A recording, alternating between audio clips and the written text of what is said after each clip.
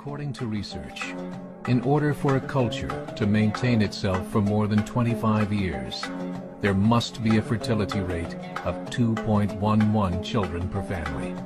With anything less, the culture will decline. Historically, no culture has ever reversed a 1.9 fertility rate. A rate of 1.3, impossible to reverse, because it would take 80 to 100 years to correct itself, and there is no economic model that can sustain a culture during that time. In other words, if two sets of parents each have one child, there are half as many children as parents. If those children have one child, then there are 1/4 as many grandchildren as grandparents. If only 1 million babies are born in 2006, it's hard to have 2 million adults enter the workforce in 2026. As the population shrinks, so does the culture. As of 2007, the fertility rate in France was 1.8, England 1.6, Greece 1.3, Germany 1.3, Italy 1.2, Spain 1.1. Across the entire European Union of 31 countries, the fertility is a mere 1.38.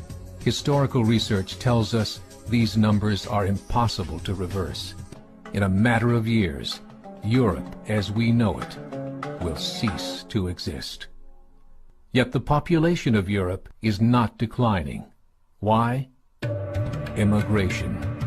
Islamic immigration. Of all population growth in Europe since 1990, 90% has been Islamic immigration. France, 1.8 children per family. Muslims, 8.1.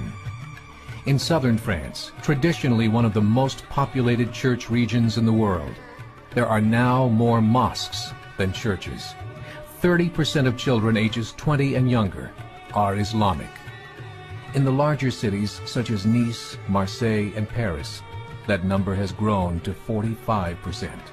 By 2027, 1 in 5 Frenchmen will be Muslim.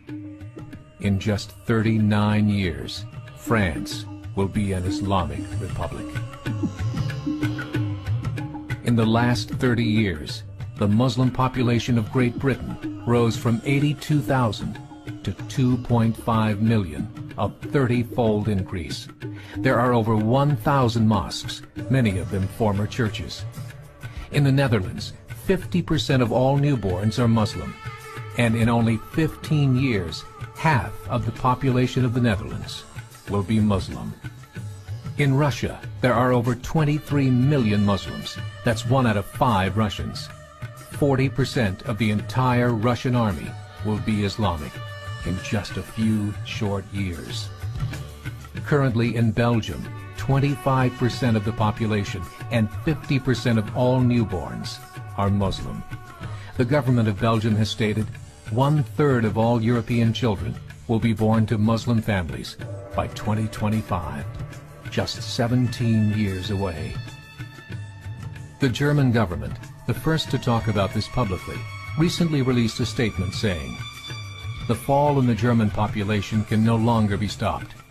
Its downward spiral is no longer reversible. It will be a Muslim state by the year 2050.